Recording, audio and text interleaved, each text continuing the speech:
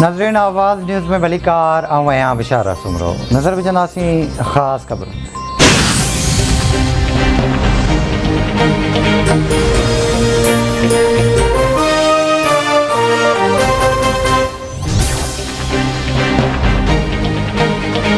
काफ league सरबराह Chaudhary Shujaat Hussain party ऐं ख़ानदान में इख़्तिलाफ़ वारनि ख़बरुनि जी तरदीद करे छॾी।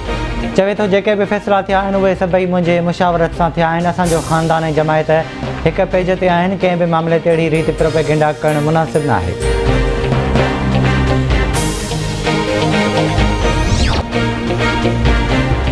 सुप्रीम कोर्ट में सदारती रेफरेंस ऐं बार एसोसिएशन जी दरख़्वास्त ते अॼु ॿुधणी थींदी। चीफ जस्टिस जी सरबराही में 5 रुकनी लार्जर बेंच केस जी ॿुधणी कंदो।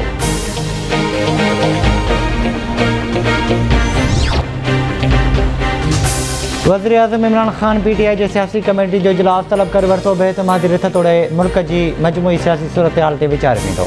इजलास में इतादीन ऐं बाग़ी मेंबरनि सां राब्तनि बाबति कमेटी खे टास्क ॾिनो वियो।